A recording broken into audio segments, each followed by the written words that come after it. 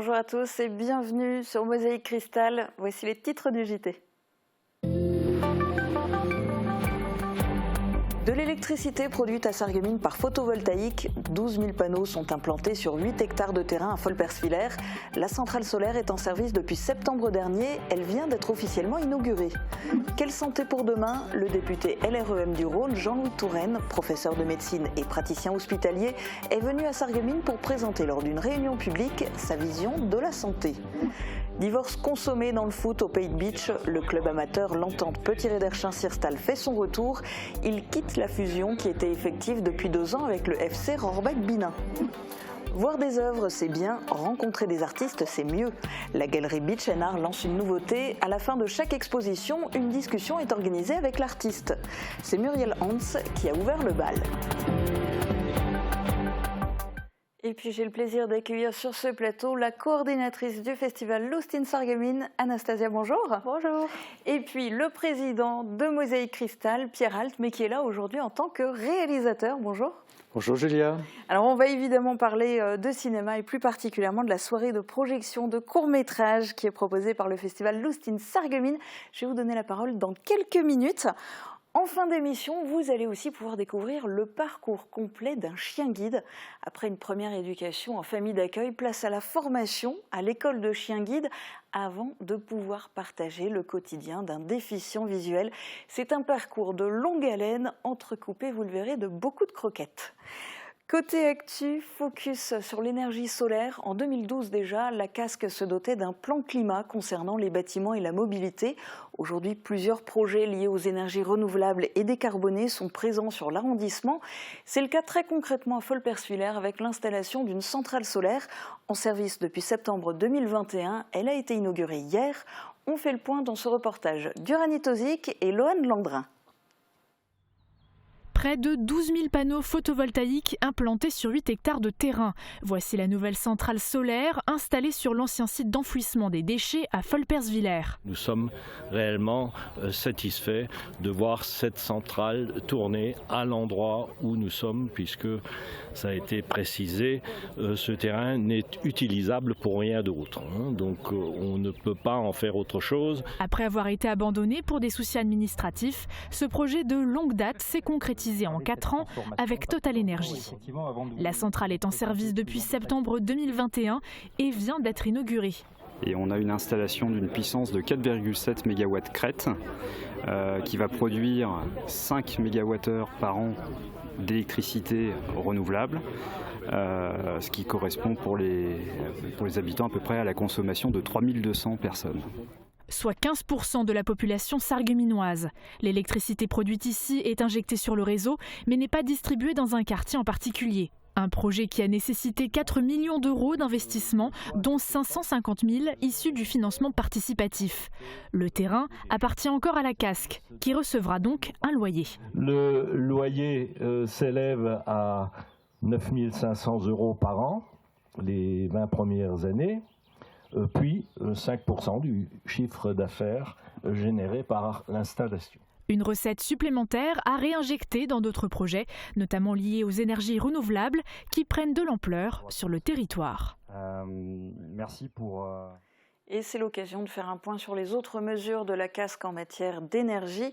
Au total, 35 000 m² de combles ont été isolés chez les particuliers et dans des bâtiments communaux. Depuis le 1er janvier, 40 véhicules, bennes et bus collectifs ont été transformés pour rouler à l'hydrogène.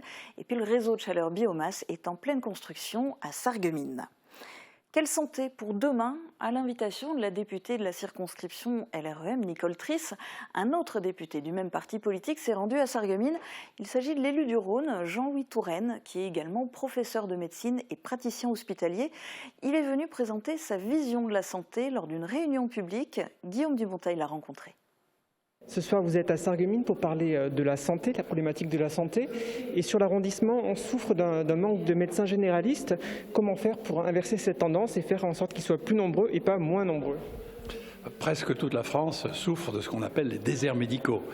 C'est une chose qui s'est constituée malencontreusement en conséquence de décisions anciennes où un numerus clausus limitait le nombre de médecins formés dans les facultés de médecine. Nous avons abrogé ce numerus clausus Et donc maintenant, un nombre plus adéquat de médecins est formé. Mais il faudra attendre 13 ans pour qu'ils soient sur le terrain. Ils font 6 à 8 ans d'études, et puis ensuite ils mettent plusieurs années avant de s'installer définitivement. Et donc la correction ne sera que tardive. Dans l'intervalle, il nous faut trouver des moyens en relation avec les jeunes médecins, avec les différents professionnels, pour apporter ce besoin fondamental à la population, qui est évidemment la prise en charge de santé. C'est un des sujets vraiment prioritaires aujourd'hui, mais il y en a d'autres aussi. Vous connaissez les besoins qu'il y a pour les personnes âgées et dans les EHPAD notamment. Vous connaissez les besoins qu'il y a pour plusieurs spécialités où il n'y a pas assez de possibilités d'accueil de malades, que ce soit en psychiatrie, en pédiatrie, en gynécologie et beaucoup d'autres spécialités. Et donc tout ça doit être l'objet d'une organisation différente. Donc vous voyez, former davantage de professionnels, aider à ce que leur exercice permette de recevoir plus de malades, c'est-à-dire qu'on leur offre des assistants qui peuvent les libérer des tâches administratives, de la bureaucratie, pour qu'ils aient plus de temps médical. Ça bouge côté foot dans le Pays de Bitche. Le club amateur L'Entente Petit-Réderchin-Sirstal fait son retour. Il quitte la fusion avec le FC Rohrbach-Binin, avec qui il travaillait depuis 2 ans. Ce week-end, le club a présenté sa nouvelle structure aux potentiels futurs recrues. Explication dans ce reportage de Christelle Reviaco. L'Entente Petit-Réderchin-Sirstal, club de foot amateur, fait son retour. L'association a vu le jour pour la première fois en 2012 et comptait uniquement des équipes seniors masculines. En 2020, le club connaît un tournant, il est dissous pour fusionner avec le FC Rohrbach-Binin. Ensemble, les deux structures forment l'espoir sportif du Pays de Bitche. Donc on a fusionné en 2020, tout simplement, nos jeunes étaient déjà sous l'entité de l'Entente du Pays de Bitche et donc tout simplement nous voulions avoir un plus grand club et regrouper les seniors et les jeunes sous la même entité. 2 ans plus tard, une majorité des anciens membres de l'Entente Petit-Réderchin-Sirstal décident de quitter le club pour reformer leur ancienne structure. Nous n'avions pas retrouvé l'identité que nous avions avant, c'est-à-dire un esprit de famille, la convivialité. Donc il faut savoir aussi que le club était beaucoup plus grand, donc plus difficilement gérable et on a vraiment pu retrouver ce qu'on avait auparavant donc à l'Entente Petit-Réderchin-Sirstal. Depuis le 14 avril, l'association est affiliée à la FFF. Désormais, elle entre en phase de recrutement pour préparer la saison à venir. Samedi soir, le comité s'est réuni à Sirstal pour présenter la structure à de futurs recrues potentiels.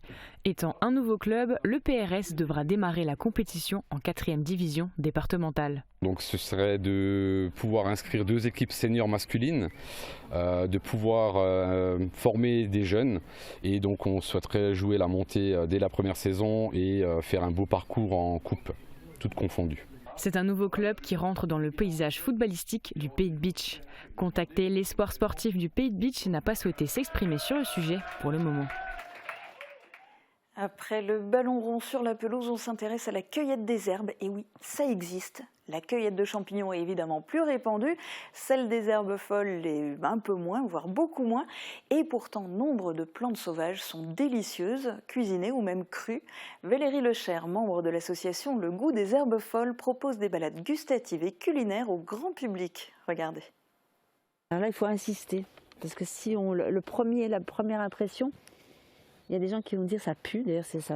Un de ces noms populaires est l'ortie puante, il ne faut pas la retenir.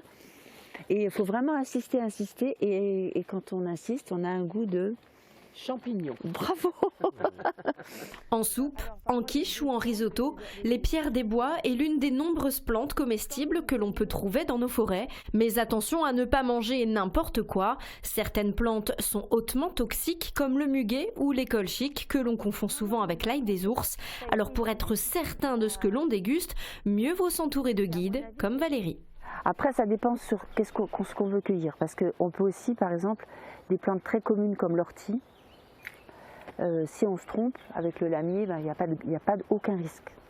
Par contre, sur d'autres plantes comme la consoude, l'ail des ours, il faut mieux prendre le temps ou alors d'observer, de comparer et puis de vérifier et de faire valider après par quelqu'un. Dominique, également passionné, a démarré la cueillette de plantes sauvages il y a une dizaine d'années et ce qui lui plaît dans cette pratique, c'est la reconnexion à la nature. C'est comme si ça donnait une dimension supplémentaire à une balade en forêt. J'avance, je regarde pas grand-chose et tout d'un coup de me dire que toutes ces plantes ou beaucoup de ces plantes, elles gagnent à être connues individuellement.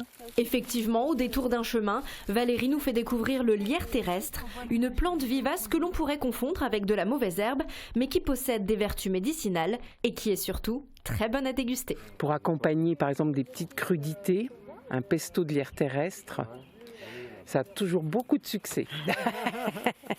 Ce qui me plaît, c'est vraiment ce côté de me dire que je pourrais être autonome, complètement autonome, dans le fait de me nourrir avec ce que la nature nous offre. Cueillir les herbes sauvages, tout en respectant le rythme naturel de la forêt, une pratique ancestrale qui semble d'un autre temps, mais qui prend tout son sens à l'aube d'un changement climatique majeur.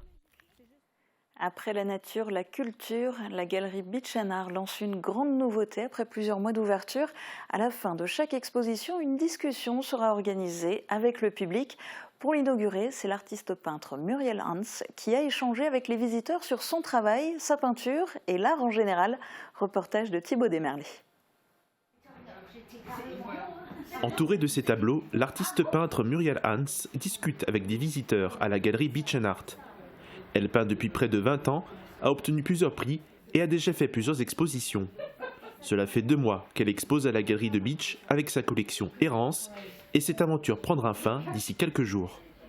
Elle participe à la toute première conférence intitulée Biographie d'une artiste qui permet d'échanger avec le public sur sa peinture et l'art en général. Une grande première pour la galerie qui, au bout de 7 mois d'existence, souhaite développer cette interaction. C'est un début timide pour cette nouveauté, mais l'équipe espère que le public sera en rendez-vous pour les prochaines conférences. Et on continue sur le thème de l'échange avec des artistes, mais on passe au 7e art avec nos invités du jour.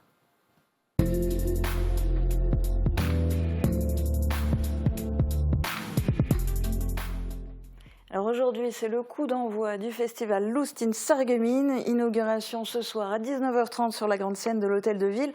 Beaucoup d'événements sont programmés jusqu'au 7 mai. De nombreux genres et plusieurs arts sont représentés. Focus aujourd'hui sur le cinéma. Anastasia, c'était important pour vous que dès cette première édition, le cinéma soit représenté ? Oui, bien sûr, parce que le cinéma, c'est aussi l'art, c'est une grande partie de l'art et surtout, on a pensé que c'est bien de faire connaître les Arguminois et les Abreucois, de connaître qu'est-ce que c'est le court-métrage, parce que c'est la projection de court-métrage et c'est une aussi possibilité de connaître les réalisateurs comme Pierre Alt, de parler de différentes cultures, parce que c'est la projection aussi franco-allemand, c'est-à-dire que les courts-métrages, ils racontent de deux côtés, de deux cultures, deux langues. Et, ouais. Alors ce grand rendez-vous, c'est ce jeudi 28 avril à 19h30 au Cinéma Forum de Sarreguemines. Vous avez commencé à le dire un petit peu, mais quel est le programme de la soirée? Quels sont les films qu'on va pouvoir voir et comment ont-ils été choisis? Donc il y aura 6 films, 6 courts-métrages de différents réalisateurs qui viennent de différents coins aussi de la France et d'Allemagne. Et par exemple, il y aura le court-métrage Compagnie de Max Michel Telaï, 14 juillet, 112 de Pierre Alt, Comme des grands, donc beaucoup de différents courts-métrages.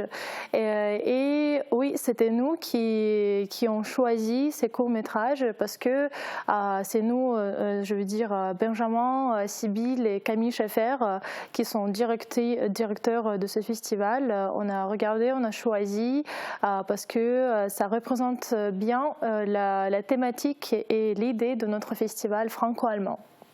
Alors Pierre-Alt, on vient de l'entendre, hein, dans le lot de cette sélection, il y a votre film 112. C'est un moyen métrage que vous avez réalisé il y a tout juste 10 ans. Il a déjà été projeté dans d'autres festivals. Le fait qu'il soit cette fois-ci projeté dans un tout nouveau festival et dans votre ville de Sarreguemines, qu'est-ce que ça représente pour vous? C'est important parce que c'est un festival franco-allemand et mon film c'est typiquement un film franco-allemand puisqu'il a été réalisé avec des équipes françaises, des équipes allemandes, des équipes sarroises. Il y a un comédien qui est un comédien allemand, il y a une comédienne qui est une comédienne française. C'est le premier court-métrage financé par le Fonds d'aide à la production SAR, le film Förderung. Et donc c'est vraiment un film aussi franco-allemand dans la langue, puisque le film parle en 2 langues. Donc on est vraiment dans cette thématique du festival et en plus on est chez nous, c'est-à-dire à Sarreguemines, à la maison à Sarreguemines. Voilà. Et puis on a droit à une très belle projection au Cinema Forum. Alors, c'est un choix, mais je n'ai pas voulu montrer d'extrait de votre film dans cette émission. J'avais envie aussi de laisser un petit peu le suspense, mais on a vu des images quand même du film, on a des images aussi des coulisses du tournage. Vous, pour donner envie aux gens de venir, qu'est-ce que vous pourriez en dire sans tout dévoiler de votre film ? Alors c'est tout simplement l'histoire d'un homme qui est seul dans sa voiture, qui roule la nuit vers 3 h du matin, il traverse la forêt, il descend une route qui est d'ailleurs le Schalschuntal, près de Spicheren. Il voit une voiture accidentée, un homme qui gémit et il continue sa route. Et c'est le thème de 112. Et pour tout savoir, il suffit d'y aller et jeudi soir de tout regarder. Alors, le cinéma, on va le rappeler quand même, ce n'est pas votre métier, c'est quelque chose que vous faites par passion et depuis très longtemps. Vous avez déjà réalisé plusieurs films. Jeudi soir, aux côtés de votre film, 112, il va y avoir des réalisations, par exemple, de 2 autres Sarregueminois. Il va y avoir le film Comme des grands, d'Ania Gauer. Il y aura aussi 14 juillet, de Maxime Lévy-Chapira. Qu'est-ce que vous auriez envie de dire à cette génération de jeunes réalisateurs qui arrivent ? C'est une nouvelle génération et c'est vraiment, je suis ravi de voir que ce sont aussi des films franco-allemands tournés dans notre coin, toujours dans cette même envie de travailler au-delà et pas à Paris, de le faire ici. Et donc ça c'est vraiment très très beau quoi, de voir cette continuité, cette envie de nous, Sarregueminois, gens d'ici, d'avoir envie de tourner des histoires qui se passent ici chez nous et qui se tournent chez nous. Et puis tout ça, vous allez avoir l'occasion de leur dire, puisque Anastasia, le festival Lust in Sarreguemines, il est très axé sur les rencontres. Et jeudi soir, c'est pas seulement une soirée de projection. Oui, c'est vrai, parce que c'est aussi la soirée des rencontres des Sarregueminois, car le Cinema Forum, c'est vraiment comme bâtiment très connu à Sarreguemines. C'est là où plusieurs mondes viennent pour regarder des films. Et voilà, avec les réalisateurs, avec ce festival, on veut... Oui, parce que c'est ça, jeudi soir, c'est pas seulement la projection des films, tous les réalisateurs seront là. Oui, honnêtement, c'est pas tous les réalisateurs seront là, mais plusieurs, oui, et donc ils pourront de faire une connaissance aussi avec les habitants de Sarreguemines et de Saarbrück. Et c'est l'occasion du coup d'échanger, de pouvoir poser des questions aux réalisateurs. Vous, quand vous rencontrez comme ça le public, Pierre-Alt, c'est important ces moments d'échange avec les spectateurs ? Oui, c'est un immense plaisir, surtout quand on réalise des films, on va les présenter dans les festivals un peu partout en Europe et de rencontrer les gens. Je me souviens d'une projection comme ça à Hambourg où les gens étaient là en train de poser des questions. Oui, c'est un réel plaisir ce débat après la projection avec des gens qui d'ailleurs disent, par exemple, mon film a été présenté au Max Ophüls Festival, il y a un spectateur qui est venu me voir en disant j'ai rien compris à l'histoire. Donc voilà. Et puis aussi des gens, quand je présente des films, les gens ils me disent j'étais plus au cinéma depuis 20 ans. Alors c'est sûr, quand on leur présente un court-métrage d'autres générations, eh bien, c'est un autre langage, d'ailleurs, le court-métrage par rapport au long-métrage. Donc, c'est chaque fois une découverte de mini-histoires. Et bien donc il ne vous reste plus qu'à saisir cette opportunité de découverte et de rencontre. Donc pour voir les films, échanger avec les réalisateurs, le rendez-vous c'est ce jeudi 28 avril à 19h30 au Cinéma Forum à Sarreguemines. C'est gratuit, mais mieux vaut réserver votre invitation sur internet. Et puis vous aurez aussi du coup toutes les informations concernant les autres rendez-vous du festival. Pierre-Alt, une dernière question. Votre prochain film, c'est pour quand ? Je ne sais pas. Je sais pas. Quelques scénarios dans le tiroir et je pense que je vais me prendre le temps de le faire. On ne saura pas tout aujourd'hui. En tout cas, merci beaucoup à tous les deux d'avoir participé à cette émission. Merci à vous. Dans un instant, on va vous retracer la vie, ou plutôt le parcours d'un chien guide pour déficients visuels. Ce sera juste après les prévisions de Météo France pour demain. Qu'il vente, pleuve, fasse froid ou chaud, une maison isolée par Moder Habitat reste agréable et saine au fil des saisons. Retrouvez votre programme avec le Crédit Mutuel, partenaire des grands événements de votre région. Une banque qui appartient à ses clients, ça change tout. Bonjour tout le monde, aujourd'hui j'ai une bonne nouvelle pour vous. Après quelques jours gris, le soleil sera enfin de retour demain. Il faudra être patient car les nuages seront encore nombreux en matinée, mais ils vont peu à peu laisser leur place au soleil qui va s'imposer en fin d'après-midi. Il entraîne avec lui une hausse des températures. Elles seront comprises entre 3 et 4 degrés le matin. Les maximales iront jusqu'à 17 degrés. Demain, nous serons le mercredi 27 avril. Les Itas seront à l'honneur. Le soleil sera parmi nous de 6h20 à 20h44. Passez une excellente journée sur Mosaïque Cristal. C'était votre programme avec le Crédit Mutuel, partenaire des grands événements de votre région. Une banque qui appartient à ses clients, ça change tout. Noël Perna et Mado la niçoise. Après son spectacle Super Mado, elle a décidé de quitter le showbiz et vous promet que du certifié Mado. Un spectacle qui rassemble un tas de questions, mais surtout des réponses à des questions que vous ne vous poserez jamais. Retrouvez-la toujours aussi pétillante sur la scène du W de Woustviller le samedi 30 avril à 20h30. Un apprenti ? Oui, mais quel profil ? Tout type de profil, ça va du profil qui correspond à la brasserie au profil qui va correspondre à la restauration gastronomique. Les profils sont multiples, de la même manière que l'apprentissage finalement est multiple. C'est vraiment de l'apprentissage à la carte. L'apprentissage, la voie de l'excellence avec l'UFA Michel Roth. Chez AVS Santé, nous favorisons le maintien à domicile à travers 3 domaines d'activité. Le transport, l'aide à domicile, la distribution et l'installation de matériel médical. Nous sommes à votre écoute et vous proposons les meilleures solutions. Acteur majeur de la santé et l'aide à la personne en Moselle-Est, nous sommes présents à Sarreguemines, Beach et Morsbach. AVS Santé, notre métier, vous accompagner.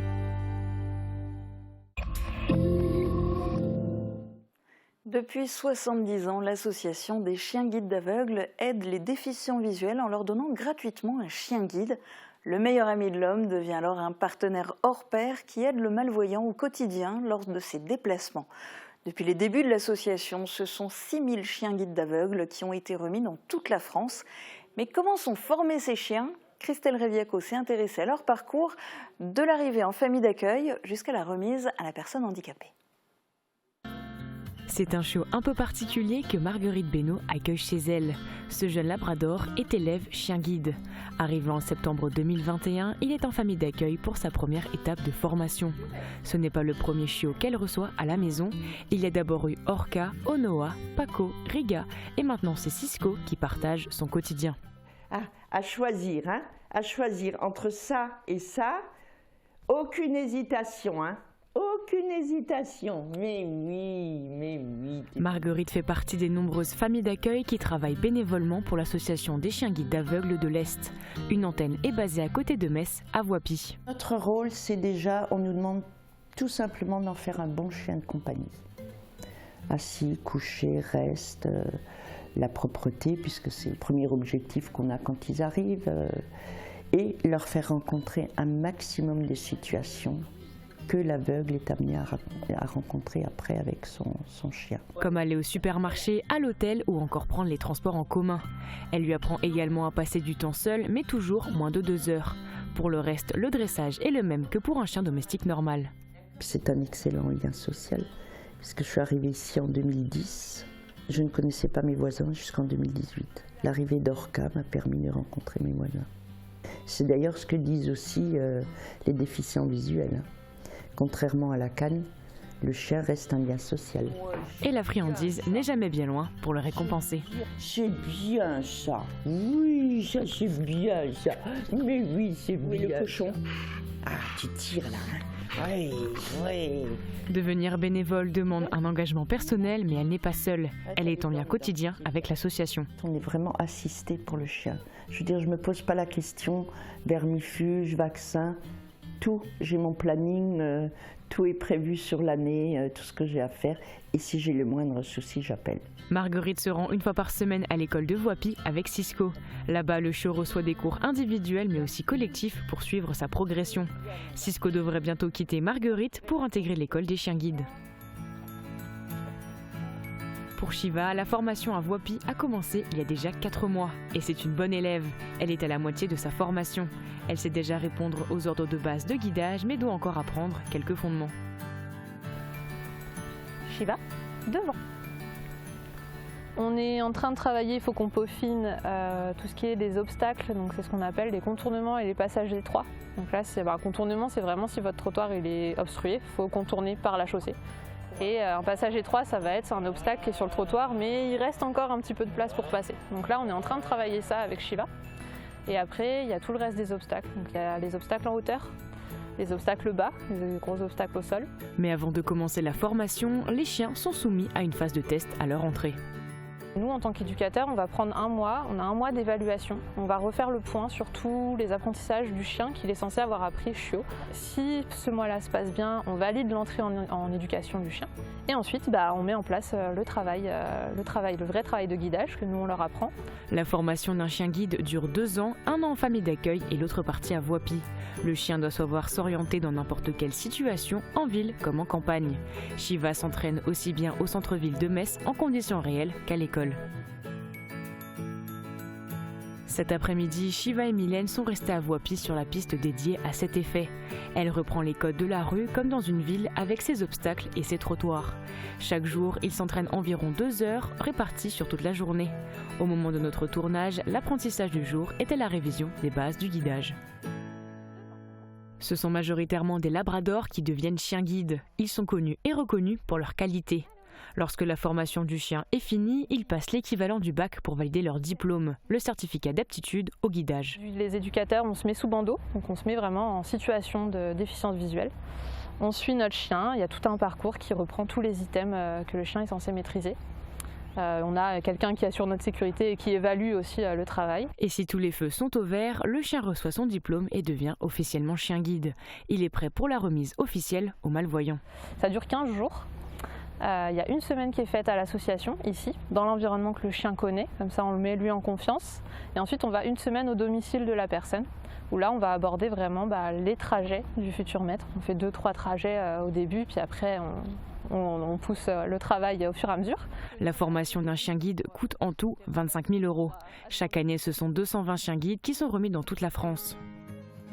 Alain est déficient visuel et fait partie de ses bénéficiaires. Naiko lui a été remis gratuitement.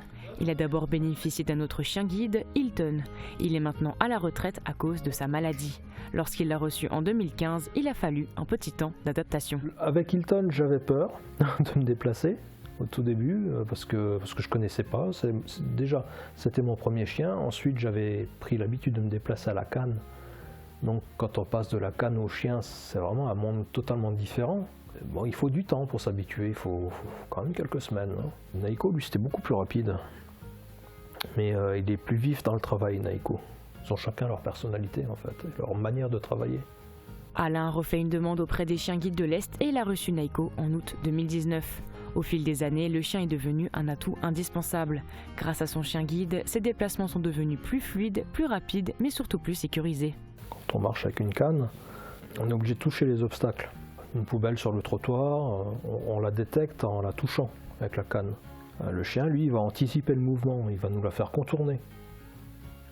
Et donc, des fois, on ne se rend même pas compte de ce qu'on contourne, on lui fait confiance, quoi.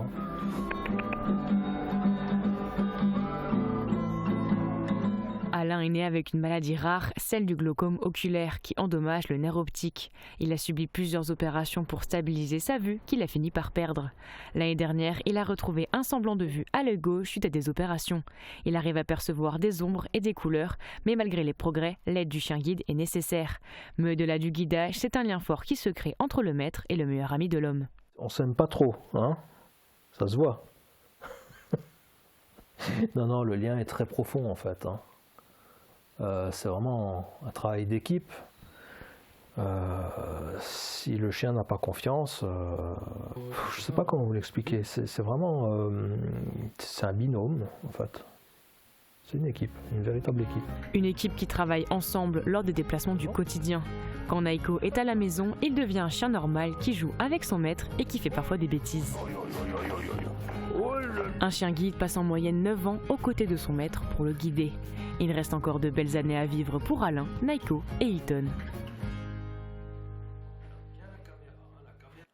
Et si vous souhaitez soutenir l'association des chiens guides, vous pouvez le faire via un don sur le site internet nousaider.chienguide.fr. C'est la fin de cette émission. Demain, vous avez rendez-vous avec Margot dès midi sur Mosaïque Cristal.